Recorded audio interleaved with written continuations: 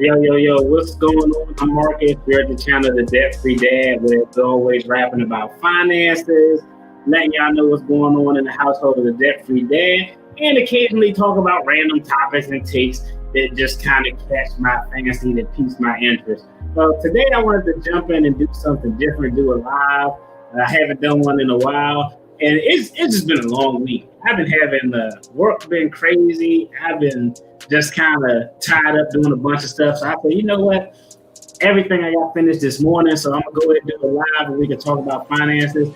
And so, I had to reach out and, see who did I want on the show. So, I found this channel. I'm actually not going to even talk about how I found this channel, but there's a young brother by the name of Mar. His YouTube channel is Raising the Financial Bar with Mar.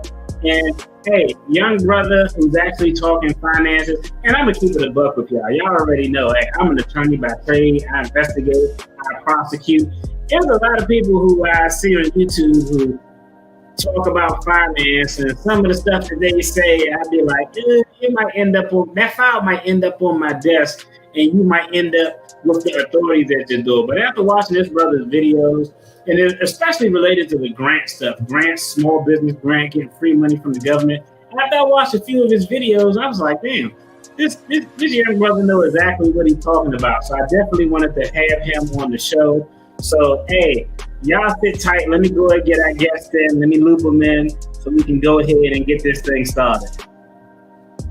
Yo, what's going on? What's going on, bro? How you feeling? I'm feeling good, man. Feels good to be here. It took me a little minute, man. They got this new feature where you can add the music, so I threw my music on there. Then I was like, oh, snap, I need to cut it off before he get on here.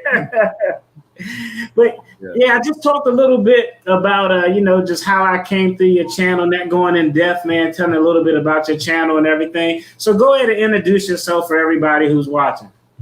What's going on, everyone? I have a channel called RFBM, Raising the Financial Bar with Mar. My name is Mar, short for Shamar, but I go by Mar. People, I mess with Marcus. He called me Mar. But I'm just here to have some conversations, man. I wouldn't say I have a specific thing that I go by on my channel. I'm not necessarily all over the place, but the focus for a while was finding different types of assistance, whether it was small business or rental relief or credit cards or unemployment. That's what really got it taken off. But I was just going off of at the time what was going on currently, and I honestly wanted to help people out, and I was looking out for my interests as well, being transparent. So just seeing what can be done, what can help me, and yeah, it just feels good to be here. I have a bunch of different topics that I like to discuss, but it all comes down to just anything money related on the channel and how I feel like I benefited from it. A lot of things I talk about, I benefit from. So let me try to tell people how they could benefit from it as well. That's dope. Let me ask, what's your age, man? Because I'm old. You see this gray patch right here, man. You're a young man. So how old are you? So I could get some context, because I could tell you a lot smarter than I was at your age. So everybody say that, but I don't know. I have my moments too. But I'm 27. Okay. Dope, outstanding. And so, before we go in, I was telling a little bit before I, jumped you into the video about how I found your channel. So, this is kind of the detailed story of how I found your channel and how we delved into this live, right? Now, it was, 2020, the height of everything. I don't want to say the word because YouTube may get funky with it, you know what I mean? But it was the height of everything. The government created a whole bunch of programs. Now, for y'all people who are familiar with the channel, y'all know, hey, protecting fraud, waste, and abuse of government programs is my area of legal expertise. Investigations, prosecutions, defense, financial crimes. That's kind of my area of operation. And so, when I was looking, I seen all these government programs and all these Inspector General's office are being created to police these programs. And so I just happened to look out there, and I found some videos of people like, oh, this is how you apply for benefits. And after about listening to a couple of videos, I was like, nah, this dude gonna end up in jail. This dude, his name gonna end up on my radar. I'm just kind of going through, and all of a sudden I see a video with your face pop up, and I was like, RFB. I'm like, what is this? So I click on it, And I watched that first video and I was like, okay, he didn't say anything illegal. I'm going to click on the next video. I clicked on the next video. I was like, damn, this brother know what he talking about, man. I was like, and so that's actually how I got into your content, because one, I didn't see a lot of people out there talking about all these grant programs and things like that, how to get free government money to start your small business, or whether it's rental income assistance or something like that. So I didn't see a lot of people talking about it. Then the people who were talking about it weren't people who look like you and me. You know what I mean? So that immediately raised my eyebrow. So that's kind of how I started checking out your content. We talked a few through messages about doing a collab, but you actually did a live about a week ago, right? And it was late as hell too. What time was that live that you was doing, bro? Okay, so it was supposed to be at like 7 or 8. I think it was like 11 or 12. Because dog, I got a little sleep issues from my time in the military, so it's a little bit. It may be like midnight, almost midnight, and I'm just scrolling YouTube and I see a live pop up. So I was like, what the hell? So I jumped in on the live, and it was dope because we had a good conversation. And I was like, man, I know we talked about it before, but we got to go ahead and make this thing happen. So that was the reason how I found your channel. And after that conversation we had in that live, I was like, I got to have this brother on so we could just talk and kick the ball around. You know what I mean? Yeah. It was a long time coming. Right. So I know you told me one point your family is Jamaican, right? Yeah. Okay. Man. So of course I got a question with that, because we all know when you talk about money, hustle, work ethic, saving, different cultures have different mentality with things. You know what I mean? A lot of times, I'll tell you, a lot of I got a homeboy who's Indian, and in his culture, they are big on saving. Like, their rule is like, you automatically off the break is saving 60 to 70% of your income. So tell me a little bit, like, culturally, what type of environment did you see just from a financial standpoint when it comes to money? Because you already know what the joke is. Like, I've never seen, you know the joke about Jamaicans and their work ethic, right? Maybe. Here's a good joke. The joke is Jamaicans never have one job. They always hustling. They always like, trust me, that's a good thing to have. I wish that joke was. I mean, that's a good thing to have. There's multiple streams of income when you think about it. Man, that's we need more about our people as a whole. Those are good. Facts. Yeah. Tell me a little bit about that. Just how money was. Coming up, the conversations, the mentality of it. In your household. Yeah, so I will preface this by saying there was a lot of things that still could have been done, but definitely the elements that I say was very valuable is one thing. So I'll say I'm really first generation. So anyone my age or younger is born here, but everybody else is born in Jamaica. So, so I have my grandma that came over here. My grandma was an educator in Jamaica, came over here, went to nursing school, became a nurse here. She literally grinds. She's in her 60s, still working these crazy shifts. You know what I'm saying? Since I was a child, I came down here. I'm originally from, I got a bunch of names. So I'm originally from Boston, Massachusetts. I came down here. I was like 10 or 11. I came a couple years with my grandma. My mom came down, and I went back to live with my mom. But my grandma is one of the biggest, stereotypes per se of just the hard work ethic. For one thing, it's like they're just very, very serious about working. Laziness is like being called an expletive or a slur. That's good. Called lazy is like you're not doing anything. Like it's ingrained forever in my mind, and it's almost still feels kind of bad. Like my grandpa is the reason why a lot of times I probably will never even give money randomly to homeless people, not because I don't think they may need it, because he just sold me. I was like 6 years in my mind. He's like, you see that boy right there?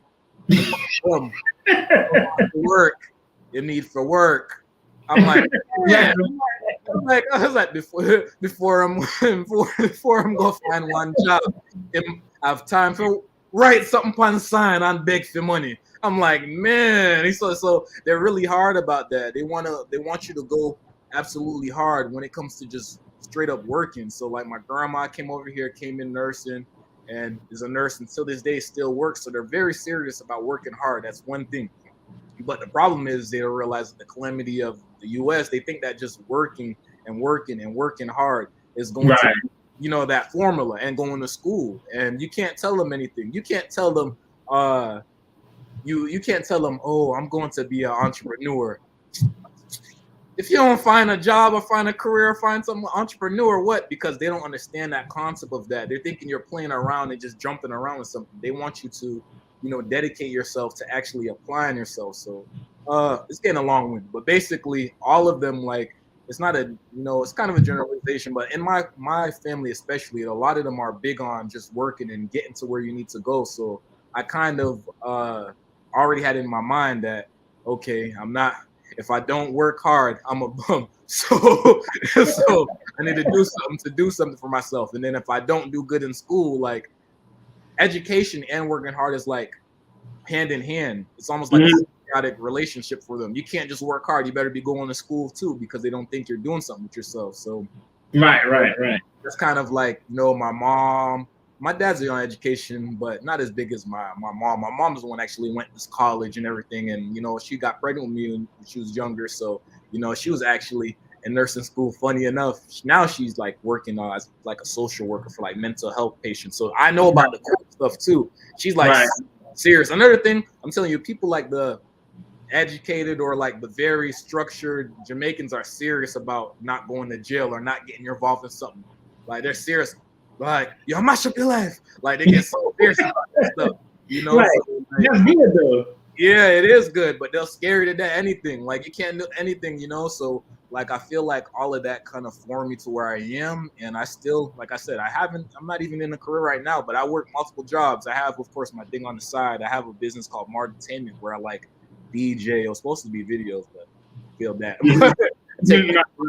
Too. So I'll do that on the side. And even with that, you're like, make sure you have paperwork, not to try thief money from the U.S. and everything. I'm like, I know. But even that, they're like, DJ, like, don't take that stuff seriously. But if I say I'm a customer service job, then I'll do a warehouse job. So I have, 3 jobs essentially, but it doesn't mean anything to me because it's instilled.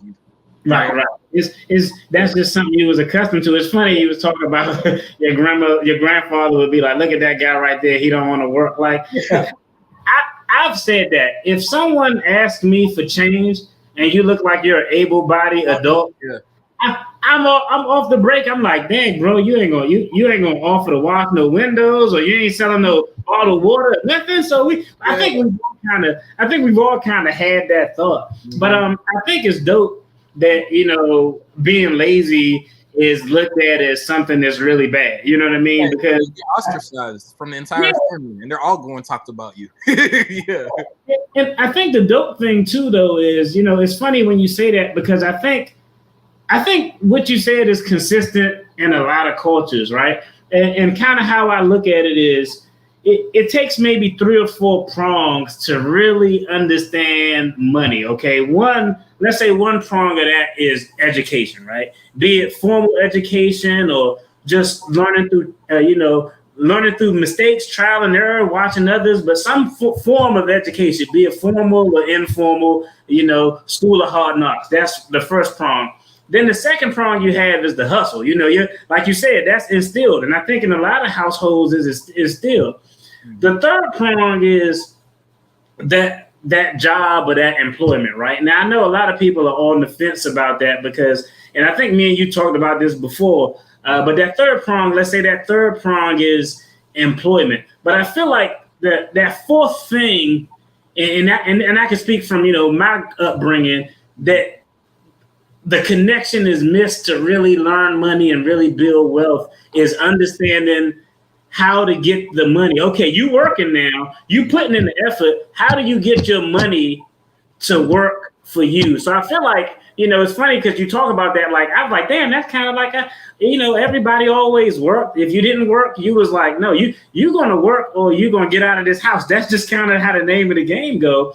But it was like that fourth prong was missing, where we just kind of didn't have that educational understanding of, okay, now we're working hard. We got some type of education to make money. We got a job.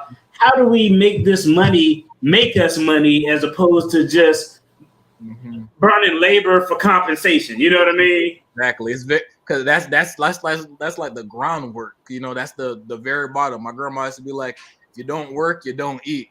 Pretty straightforward. Exactly. So work. You get what I'm saying? Or you want that work. You get what I'm saying? But where's the process? Like, she would throw things here and there as like, you know, don't mash up your credit. But I don't really understand about credit. You get what I'm saying? Or I've never even heard the word invest really. You get what I'm saying? Right. I've heard about house. That's one thing I'll say in Caribbean culture for sure. From my experience, like I said, they're big on, you know, buy one. Oh, so they'll say, and I've heard investment for that. You know what I'm saying? But I didn't hear about 401k or blase. You get what I'm saying? Or you know, I mean, even random stuff like sign-on bonuses, like that type of stuff it's more of just work, get education, find a job. Like not even thinking about how you're going to deal with budgeting. You know what I'm saying, or paying the loans off. They'd be like, "Don't waste your money on nonsense." You know what I'm saying, and that's the version. Just say a different way.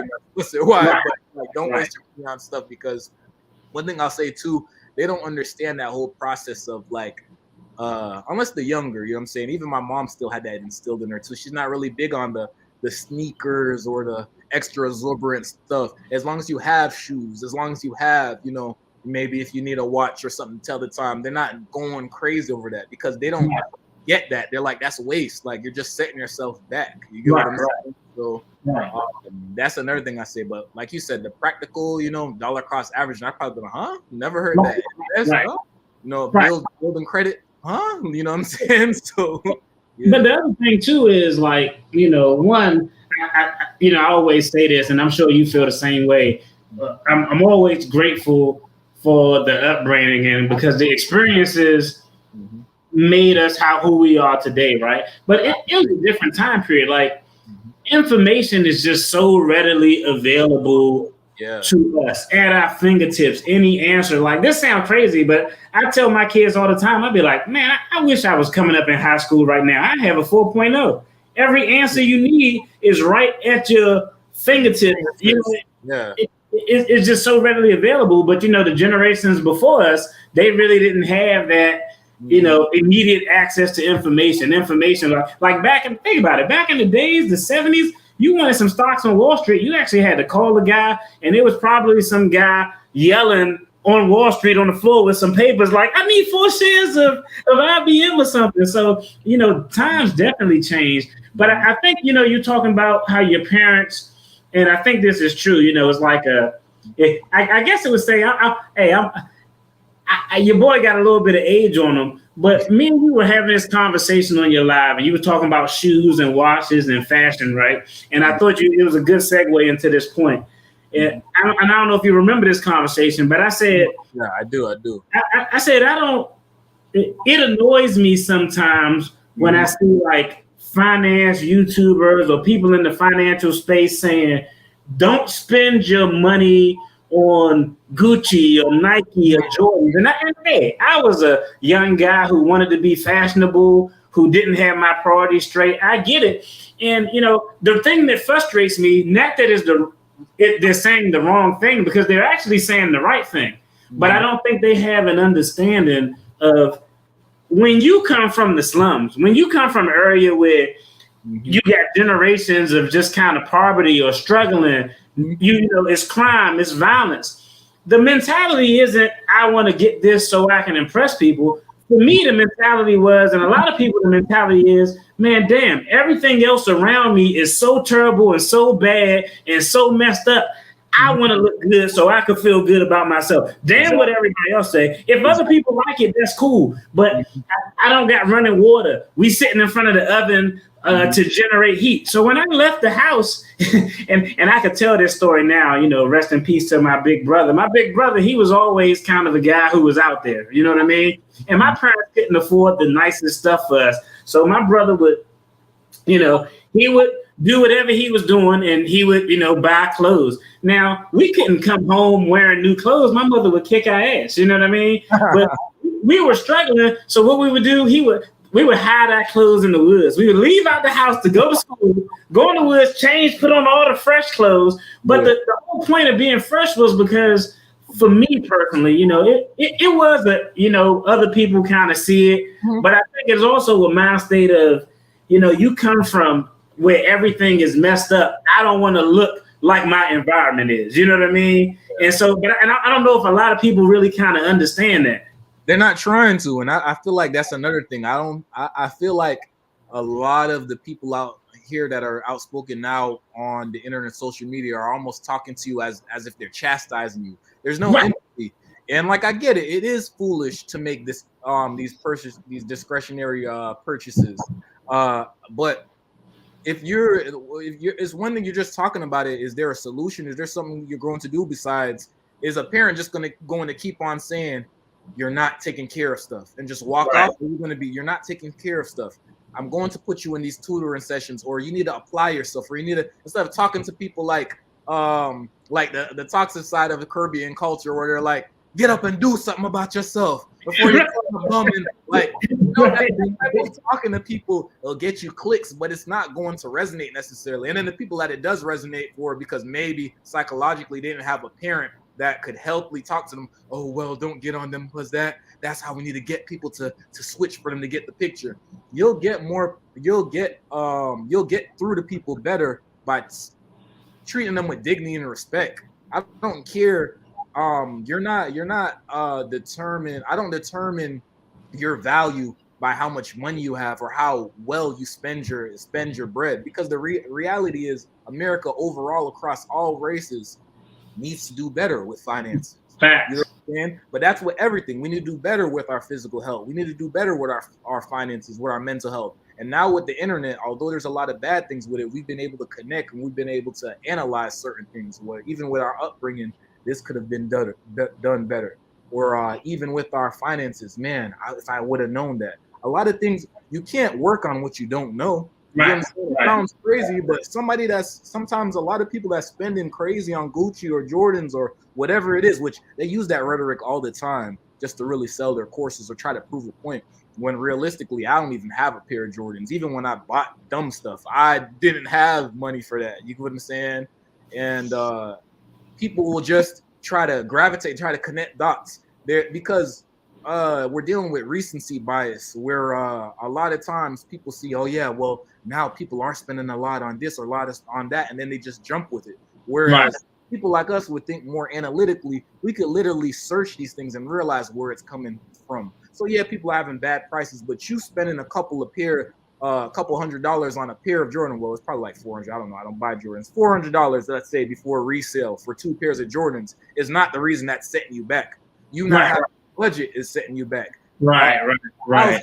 Part of that setting you back. You not having financial literacy is setting you back. It's not just one thing. To say is very disrespectful, especially in our culture, when they say we're spending money on Jordans, or say inflammatory stuff like, oh, you wasting this child support on this, or it's just very nasty things, where I feel like if we're really supposed to better ourselves, there's a better way in which we can connect to people and talk to them. Because even if they were, what is talking to them like dirt and saying that? That's my piece on that. Yeah, and I think that's I think I agree with you 100%. It also, I think, to piggyback on this subject is another thing that, and this is just, I guess it would be, if this segment was a rant, it would be, this rant would be if things I hate about finance social media, you know what I mean? Yeah, man. I've never been a proponent, to piggyback off the subject we were on of, like, I feel like in this space too, there's a lot of W-2 shaming going on. Yeah, man. You have to have your own business, and you have to be a boss, and you have to do this and do that.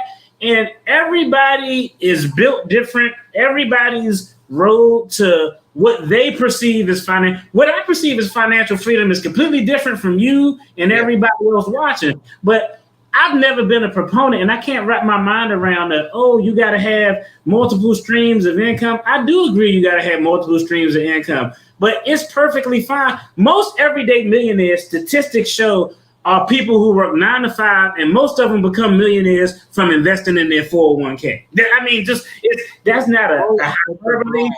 That's a fact. So I'm never one to shame W-2 employees like, oh, if you're working for somebody else, you're a slave. Like, no, if you got your own business, you're a slave to your customers. Everybody has something they have to answer to, whether it's a supervisor, a director, whether it's the consumer base, you're going to answer to somebody if you don't take care of business. But I've never been a proponent of, let's bash this entrepreneurship. Entrepreneurship is dope, but if you don't want that, you could have a job, something that you enjoy doing. And even if it's something you don't enjoy doing it, you can do it, get what you need to get from that job, and spin it off to your next venture because it's preparing you for where you need to be or where you got to be in the future. You know what I mean?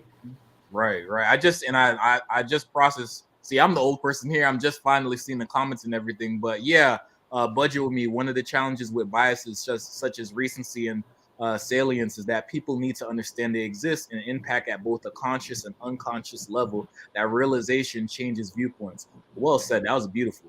But yeah, exactly. So, I'm not saying that all of these things don't tie into one into all, but that's even that. Let's go above even money. Like, we don't realize we're all being influenced by the things that we're consuming and the decisions that we're making.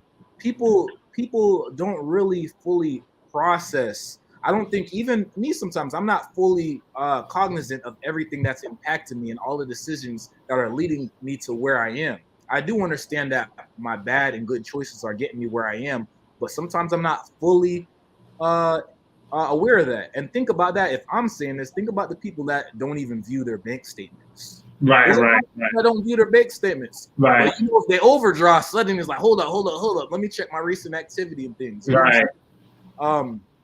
Like even like one of my sisters, like, and this is not the bachelor or anything, but I'll tell her all the time. I'm the oldest. I'm the oldest of 5, so I'll tell her all the time, like, did you think before you, like, people don't realize the mental things that tie into stuff too. She's a very impulsive spender.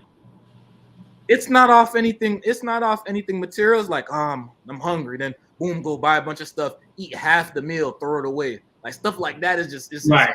Like, but people don't realize, or even the things that we consume, like even like shows. I like a good show, and people were like, oh, that's nothing, $9.99, that's nothing. But people don't even think of the other thing past that. What about how many hours you're spending on that $9.99? You know what I'm saying? You're taking from it that you could be applying to bettering yourself. Right. You don't really understand that till you start thinking outside the box and you kind of get self-aware, or sometimes you might just see it on the internet or somebody talks to you. You know what I'm saying? So right. I like to empathize with people, because some situations I've been in and some situations I don't even have to. I just like to think if I was in that perspective, because I feel like if you have good intentions, we're all going through this world and trying to better ourselves. And I never want to come off as pretentious. You know what I'm saying? I'm not omnipotent. Like, I'm not the foreseer. I'm not, whether you believe in God or not, I'm not the higher. I'm not over above all of you. Even the person that's above everybody, somebody's above you. There's always somebody ahead. There's nothing wrong, like what you were saying before too. There's nothing wrong with working a W-2 job. Right. And honestly, everybody can't be a business owner. Technically, everybody can, but that's just like school. Some people don't want to go to school. Right. Go to trade school, or you might just want to work. Some people are fine. Like even the job I'm currently working with, customer service. This is the means to end. But people are like, I love it. I love coming in and clocking every day and being on the phone with these customers. And me, in my head, I'm like, I'm going to work and make sure I meet my metrics. I'm not going to slack. But the way people talk to me, I don't care if it's 20 people that I had a great conversation with. That 2-3 people that talking to me crazy will be the reason why I don't want this job. People 10, 13 years, 15 years, that's good. And I'll never be like, blah, blah, blah. That works for them. That's what they're happy. You do what makes you happy. And I'm pretty sure that 401k is looking good, because a lot of them go there past the 2 years. A lot of people is vested and they got that 6% match. They're going to be good. And when they retire, they're going to be fine. So if they're happy, happy? Why do we all have to be? We all don't got to be Dame Dash. You know what I'm saying? I have but I really don't like a lot. I dislike and like Dame Dash at the same time because it says a lot of stuff. But what he fails to realize is because he's so cocky and arrogant. He's so arrogant. He doesn't realize that a good boss is only as strong as their team. You get what I'm saying? Yeah. If you watch National Geographic, you see somebody leading the pack. You're only as strong as the people around you. Like who you gonna be the boss of? Just yourself? You get what I'm saying? Like you crazy about employees, and employees help build the platform. I tell you, I got a few clips of Dame Dash, especially over on my TikTok. Yeah, right? I see it. He says and Dame Dash is like Dame Dash and probably Mike Tyson are like the two people alive who I would want to interview more than anybody, more than Barack Obama. And Dame Dash is interesting because polarizing for sure. But he's interesting because he has this concept of you want to be a boss, you shouldn't work for nobody else, right? But I think it's funny. Let's talk about this while we're on Dame Dash, right? Yeah. I like it.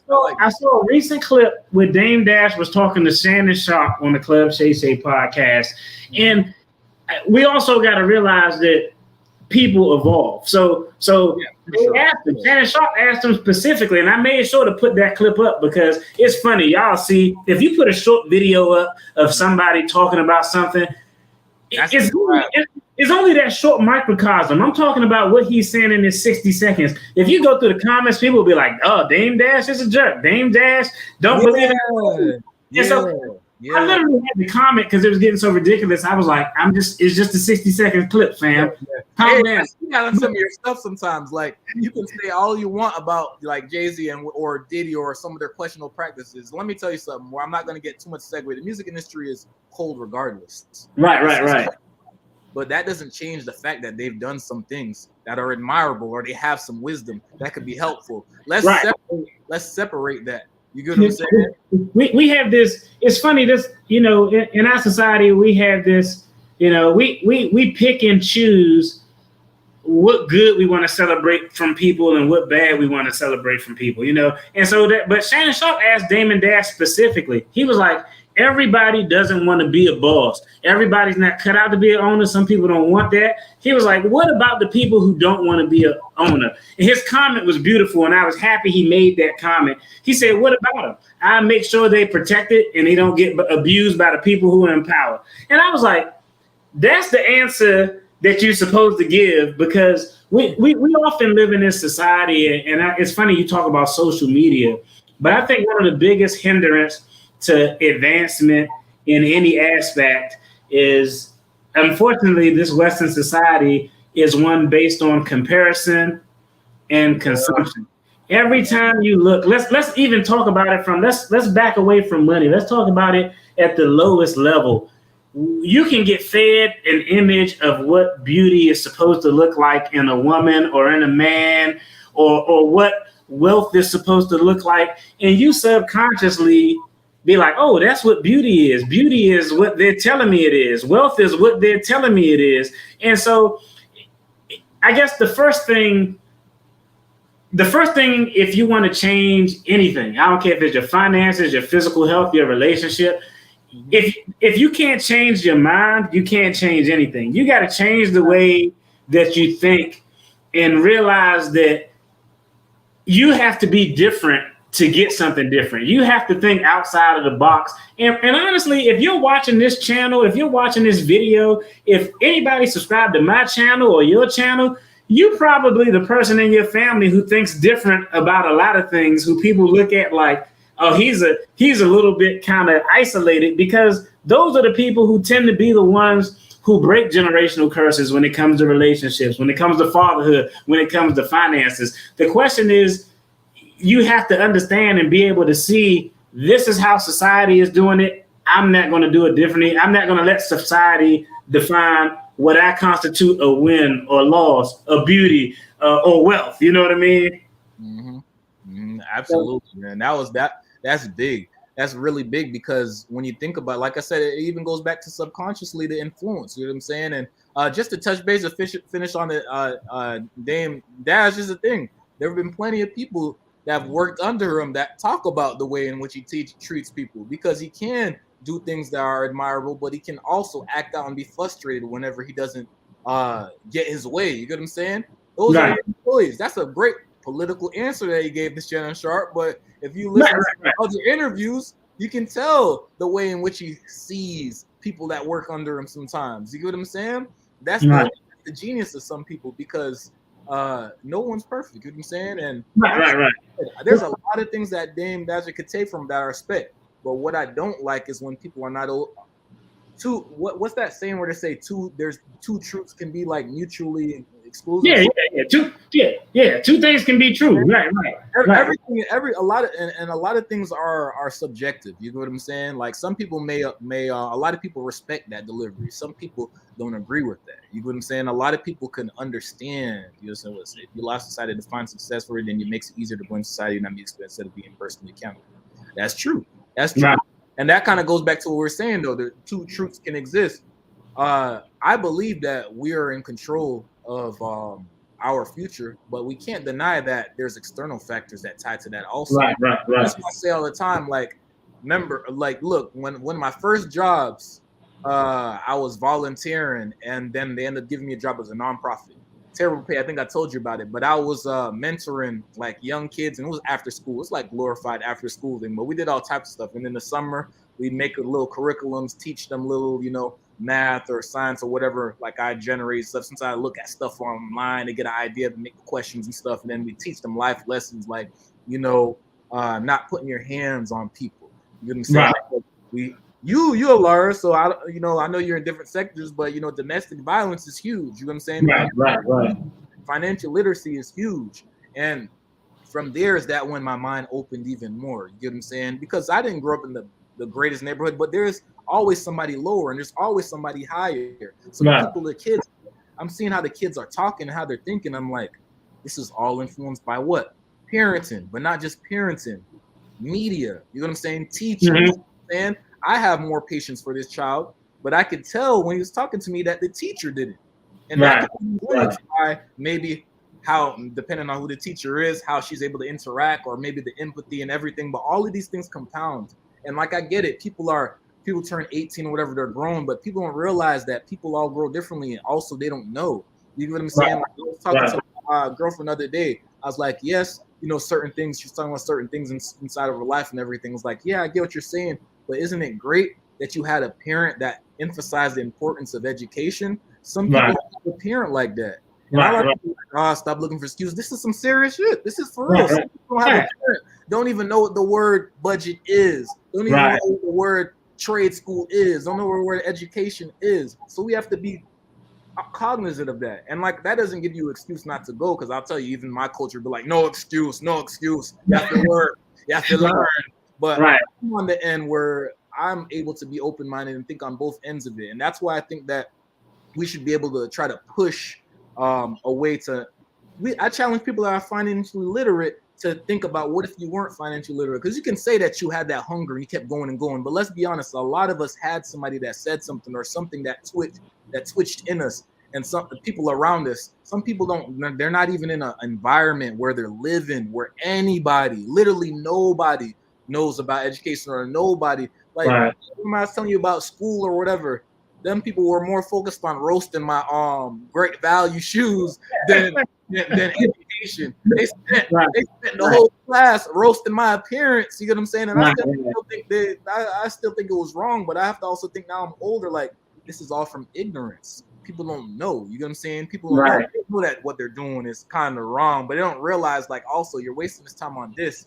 You're here at school to learn. You get what I'm saying? So it's just like there's a lot of factors that tie into everything that makes you who you are, you. And I feel like people don't understand that everybody doesn't have that same opportunity, or doesn't have that same chance to have that light. There's a lot of people that could have been athletes, could have went further, but influences outside of their control. I'm not talking about choosing the wrong route. All types of things compound. You know what I'm saying? Sometimes all it takes is that one person saying you're doing a good job. That motivates.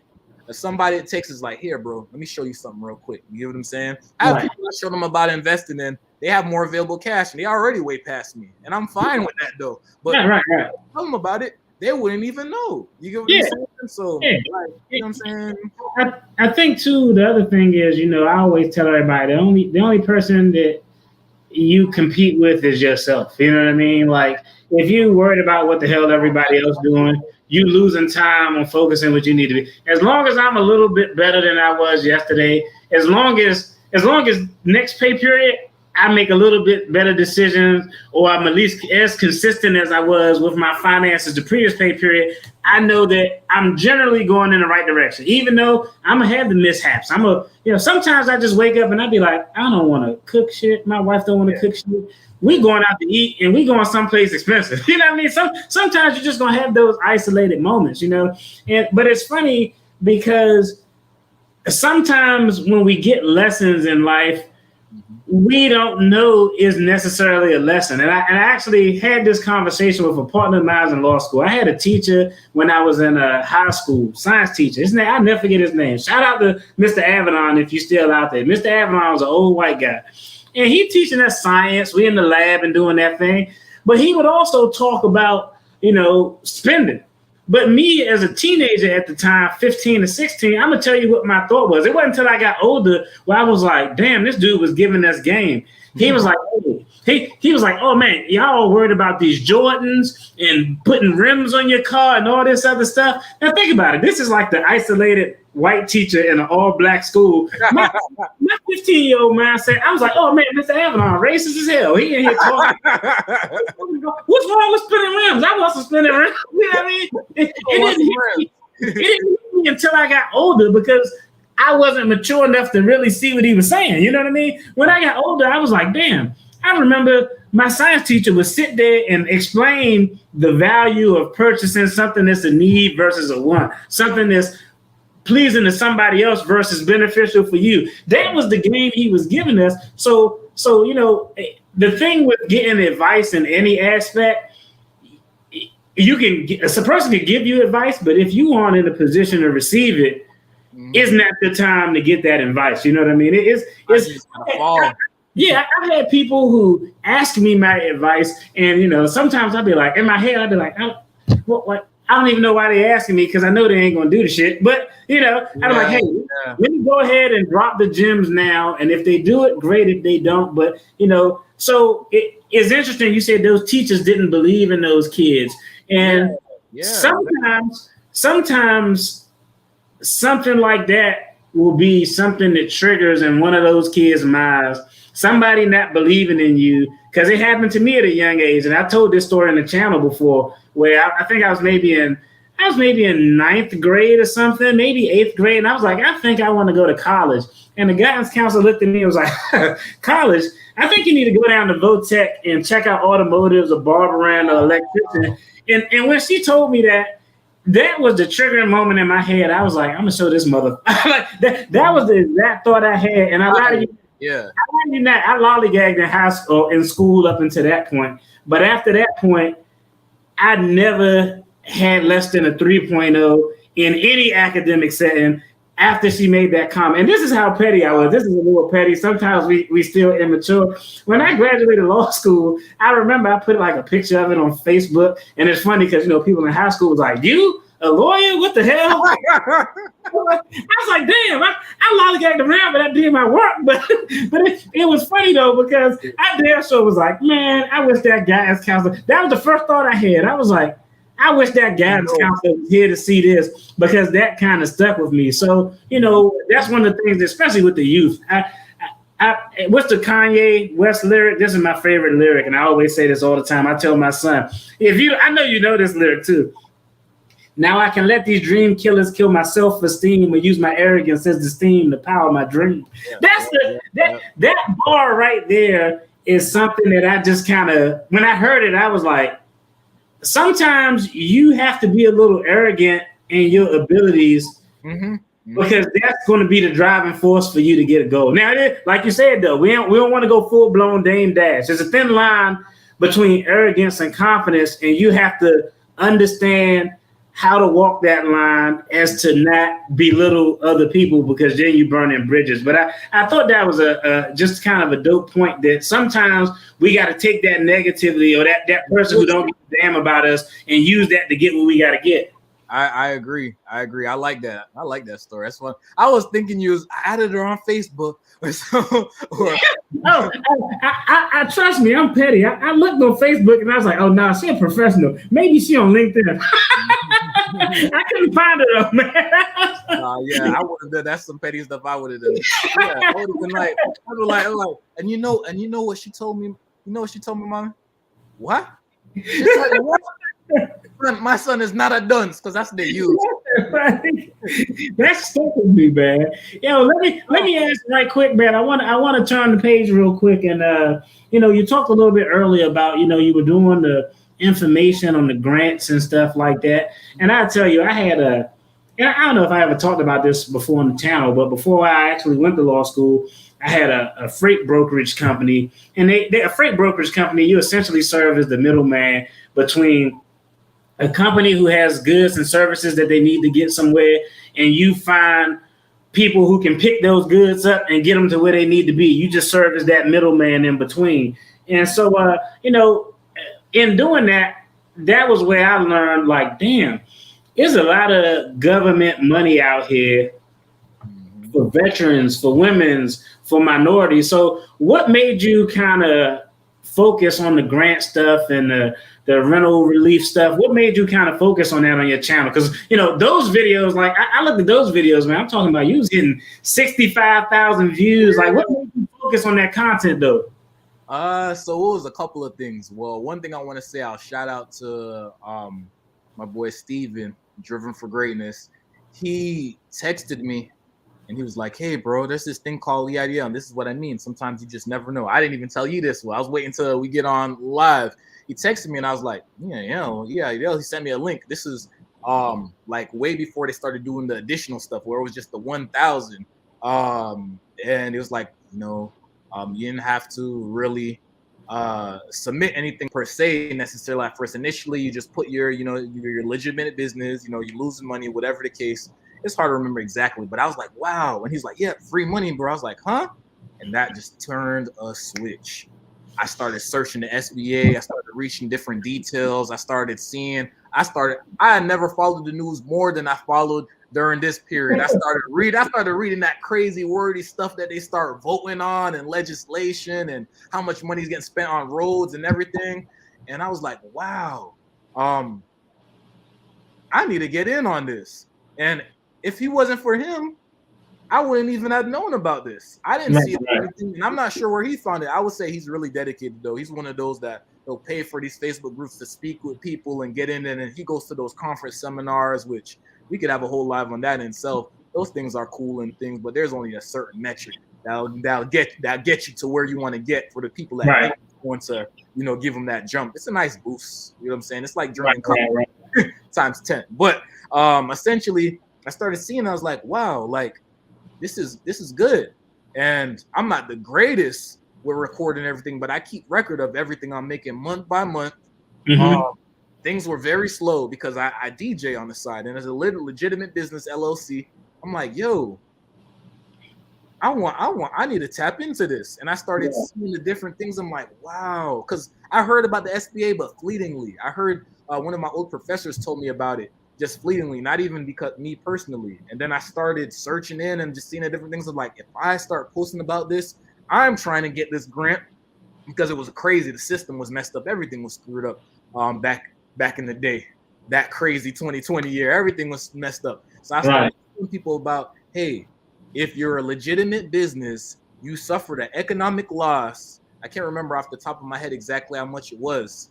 You may qualify for this. And I just started going through. And it was easy for me because I was actually a part of this. I had a business. So I'm like, as I'm navigating this, trying to see how I can get funding, I'm showing people where I'm at, and people started commenting, I'm at this, I'm at that. I started getting emails and everything. I was like, wow, this is taking off. And mind you, I had my channel before that. Obviously, I started up around the pandemic. But the thing with me, I'm one of the people that have a passion about all types of stuff. But the general is I'm kind of a creative and I like to help people. So I was like, I need to start on this. I'm no expert, but I mean, I graduated in business administration marketing, and I know a few things. I run a business, and I'm a sponge for learning. So I'm like, why not? So then I started telling people about the PPP, EIDL, and everything. And of course, this is where I really started the dark side. I was like, yo, these people are crazy. They trying to pay me to do crazy things, and yeah, crazy stuff. Is like, I swear to God, I ain't gonna say nothing, bro, and like all this stuff. Yeah, and people like, hey, sir, please, and then when I get it, I'll give you a cut. I was like, no, scene left on scene. I was like, yo, crazy, my heart is beating. I'm like, yo, and then suddenly, this is what I tell you about how it is with people with clicks too. They didn't care about my stock investing. I have an uncle that used to work for this company, T. Rowe and Price, different markets. And that's how he started out. And I have a cousin that's just really big on investing. He's a super cheapskate too. Like, oh, let's carpool for everything, like type stuff like that. Like, so I have all these people. I was like, let me start getting. I don't have experts like this, but I have some people that have different experience. 50 views, 20 views, 30 views. But when people start thinking about how they could get some money, the people that get it illegally and legally start shooting. I'm like, oh, and illegitimately, oh, you really gonna do this to me? I'm like, wow. I'm like, okay. So I was like, all right, I'll forget it. I'll just start going. So I start going. I start telling people about unemployment. I start telling people about rental things and whatnot. And then one thing I'll always say, like, I know you said that you stole my thing. I respect that. I was like, yeah, man, because come on, bro. I feel like people that do these things, tell these people these ignorant and illegal stuff, just really just have a thirst, a hunger for cash. It's kind of like a dope dealer. I feel like I have a lot of respect for 50 Cent and Jay-Z's ascension, but I feel like it helped them. Their savviness of being a drug dealer, but it's the thing that's what made them cutthroat too, because they have empathy for that person. They know they're turning people into crackheads, and they glorified it in their music, which I'm not on fault because we're hypocrites in ourselves, jamming out to it. So I'm like, I'm not on this edge. I just want to really help people, and I feel like because of my good intentions, it really started taking off. I wanted to tell people. I started telling people like, boom, this is what you can do. This is how you can do. And I'm like, wow, the government gives a lot of money out. And not only do they give a lot of money out, not for EIL specifically, they give a lot of money out for dumb stuff too. I'm like, wow, like I didn't know. It took a whole pandemic for me to really realize when people were like, legislature senator, they spent $20 million on these roads and 10% of that went to la. I heard it, but I was really hearing it because I was reading this. So like, I was happy. A lot of people were getting the money, and that was my biggest motivation though. It was really just, I wanted people to get cash in because I heard there's a lot of sad stuff, and people were sending me their life stories and everything. And right. It's kind of tough too, man, because let me tell you the unemployment thing too. I actually was working contracted for one of those unemployment offices. So that's how I was getting the intel. I didn't tell anybody, but I'm not worried about anything. I'm not speaking disparagingly, but I was like, the idea, the websites and why the websites, everything's crashed. I'm like, wow, people really need this unemployment. I'm talking real estate agents. I'm talking police, not police, security service. This guy was right. I'm like, yo, everybody's calling, and they were jammed. And this was just in Florida, everywhere. So I'm like, the EIEL messed up. Let me see what I can do. Call this, email this, tell them you're going to do this, fight for legislation, everything. So that's how I got to it. I know I was long-winded, but right. No, you good. It really shot my stuff up, man, because from 97 subscribers off of my cousin and thing, and I had a sync thing. I'm recording with the camera and then using the mic, and I'm syncing the audio because I still don't really understand how to do all that myself. I'm manually all for the 30 views, 40 views. I was like, I know I'm doing it for the culture, but man, it's really weird that nobody. The culture is 20 people, and 5 of them is family members. so I'm like, okay, this is what people I finally realized. I was like, okay, my supporters are a little bit hype beast, a little like when the new shoe come out. Oh shoot. But it's like they're really gonna wear. So I'm like, on that. So I'm like, I respect that. You're suffering, you want employment. You hurting, you want a grant. You know what I'm saying? So right. I'm going through the journey.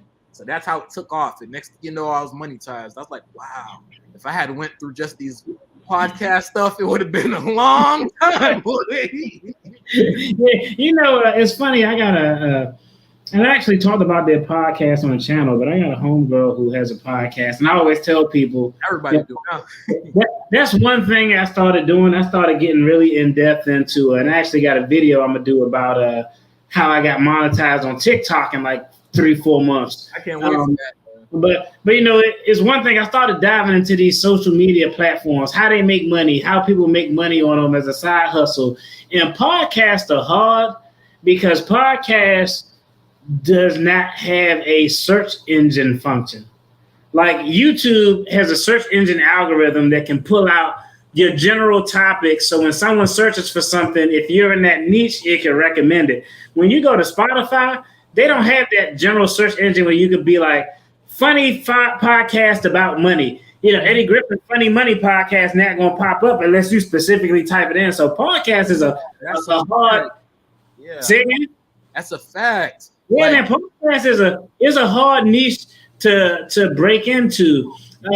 But you know, to backpedal and jump back on the grant thing, you know, when it comes to people who can get money, if there's any video you could do where people can get money, and I like how in your videos you always say, if you have a legitimate business, you made sure to use those proper disclaimers that, you know, if I was advising somebody, I would make sure to use those disclaimers. But anytime there's an opportunity for people to get money, people to need to capitalize. But I also feel like, and I know this just from experience and dealing with government grants, there are a lot of minorities out there, like I said, women, veteran, you know, Hispanic American, all these different class. They have so much money out there. The government actually has.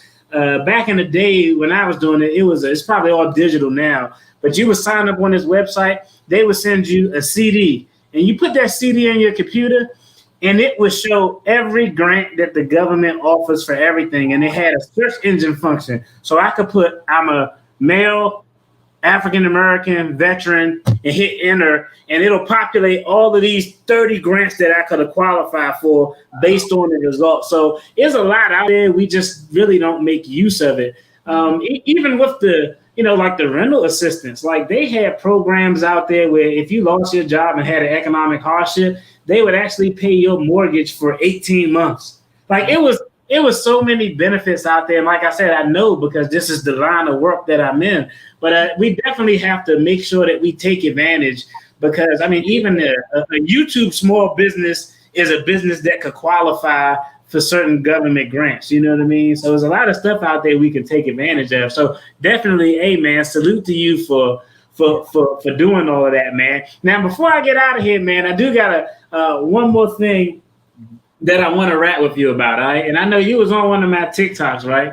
And I had this view because, hey, you're a finance content creator. I know there's some finance content creators on there. And you was talking about the culture is 20 people, right? So he's like, good for the culture, but sometimes the culture is only 2 or 3 people or whatever. And it's funny because, you know, if anybody actually seen a TikTok live, I kind of just talk about whatever the hell I want to over there. It get a little crazy. But it's amazing because, like, I don't know what it is, but I lie to you not. I saw a TikTok video of a girl who was just sitting down playing a crossword puzzle, B. And I'm not knocking her. She didn't say anything. She wasn't inappropriately dressed. She was just sitting down playing a crossword puzzle. And it was probably 3,000 people watching that. And every time you look on the screen, it was like donation, donation, donation. So at about midnight, I go live on TikTok and I'm talking about finance. I put my finance header in there and it started out with like 100 people, right? So I'm like, okay, midnight. I see the late finance folks in here. Man, after about 15 seconds, once they realize I'm not a female, leave. So it went from 100 down to 30. Then when it got to about 30, one dude was like, man, I thought you was Cameron talking about finances. Then he like, oh, you told me that. I was like, yo. I said, man, none of y'all want to get this good knowledge, but like I said, man, you keep doing what you're doing, it's gonna pay off, man. But it's a cold game out here, man. But like I said, your content is content that really helps people. I know it helps people because, you know, hey, when I made DFD Creative Media and put it in the LLC. I was over on your website, like, all right, let me backpedal and see if this grant program's still open. Let me see if I can apply to get some of those things. So it's definitely helping people, bro. So don't ever feel like there's no value in it, regardless of how many eyes may or may not be on it. Yeah, for sure, man. And yeah, that comes with the confidence too. Maybe I need a little bit of Dame and a little bit of yay. Because I feel like it's like pushing a pull. That craziness was kind of what got them to that point. You know what I'm saying? It hurts them, but it helps them a lot because that belief is like they almost commanded that belief in themselves. You know what I'm saying? Right. I see. And that's the thing I tell everybody. Like, I think it's normal and it's good to have a healthy arrogance. It's some things that I'm arrogant in. Like, especially, I mean, this is probably gonna sound real arrogant, but when it comes to the being a counselor at law, ain't nobody out there fucking with me. That's just kind of how I feel. And the other thing I always say, I was like, hey, would you really want to go into an attorney's office who wasn't arrogant and wasn't a little bit overconfident about his ability to sell people? Yeah, I'm never gonna. You know, I feel like you have to have that. You have to have a little bit of arrogance in your own skill set ability, and that arrogance is something that I didn't start out with. It was something that developed over the course of, you know, as I developed my experience. But I feel like you got to have that arrogance sometimes. And I'll give you a prime example. Back before I had the gray hair, I used to get, before I had all the gray hair, when I was like, you know, your age in my 20s, a new lawyer out of law school, and older clients would come in and talk to me like, hey, I got such and such case. And, you know, I talk to my clients depending on who the client is. If I'm dealing with some street guys, I'm gonna be like, look here, fam, this is what we got to do. I'm gonna explain it to you. I'm gonna explain it to you the best way that I think is palatable for you to get the information. But older folks would look at me all the time and be like, y'all gave me an intern? Like, I don't want this young dude doing this case. So I had to conduct myself a little bit differently. And it's been times where people would ask me a question and I had no answer. But the phrase I would always say, I know what I don't know, but you'll never know what I don't know. That's a fact. That's a fact. See, you use your stuff for good though. A lot of people right. When you fast talking good like that, smooth, like, man. Right. For another live stream, dudes is able to sell all their products. You sell it so good, you might got me if I didn't already know that your ass is a scammer. Yeah, a lot of it is the presentation, man. I'm gonna give you this one story about presentation, and then we go close it out. And I want you to give everybody your info where they can catch you at, right? Yeah. But I was representing this guy, defense attorney days, right? This guy, you seen the movie The Green Mile? Yeah, man, I love that movie. Michael Clark Duncan, I think is his name. Huge guy. Yeah. This client I represented was probably about 6'7", 290 pounds, all muscle. Right now, as a young defense attorney, when you're dealing with you know criminal cases, you're gonna meet young guys and guys who think they can intimidate you and boss you around. And I never worried about that because I'm like, come on, bro, you ain't gonna intimidate me. Like I'm sleeping good at the end of the night, and you're not the only people who know goons. Let's just be realistic.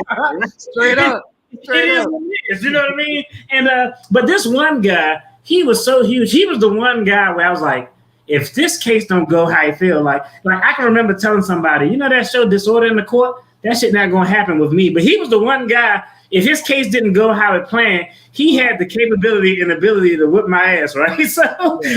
So when we got there, we had trial. I'm talking to him. He was real respectful. Never gave me any inclination that he was, kind of, on a short fuse, so to speak, right? But when we went to trial, he was asking me to ask the judge to do the stupidest things ever. Like literally in the middle of the trial, he was like, can you ask for a motion to continue? I want to subpoena the White House for it was some crazy shit that made no sense. And so what I did with this guy, I would stand up, I'd be like, Your Honor, at this time, Mr. Such and Such is requesting that I ask the court for a continuance so we can subpoena the White House. The judge looking at me like I'm crazy. Everybody looking at me like I'm crazy. And the judge, of course, would be like, No, request denied, motion denied, sit down. Not sit down. But every time he asked me to do some crazy shit, it made no sense. He was talking about he wanted to call Barack Obama.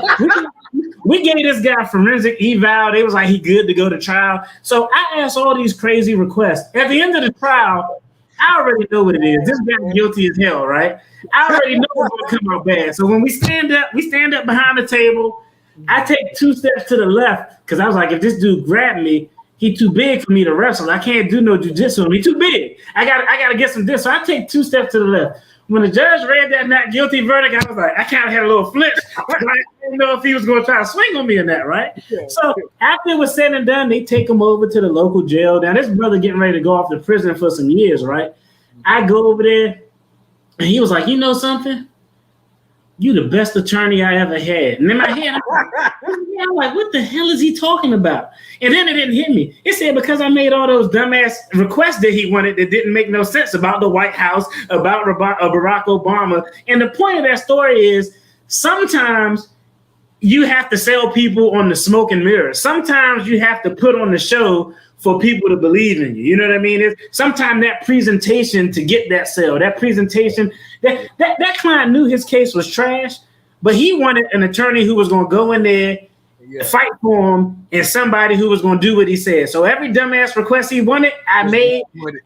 And for him, that was the best representation because he knew nobody else was going to get up there and make. Even afterward, the judge was like, what the hell was you making all those crazy ass requests for, counselor? And I said, Your Honor, you see that dude? I ain't going to let that big ass dude whip my ass. If I could just ask him, I'm going to let him be mad at you for denying it, but he ain't going to be mad at me for not asking it. You know what I mean?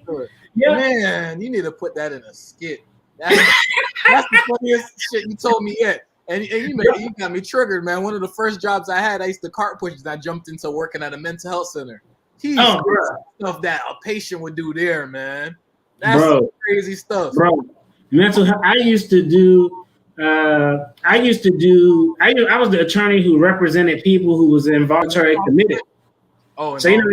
Involuntary committed. So the point is to try to get these people out of custody. I did that for 3 years and never got one person from the commitment. I had one opportunity to do it.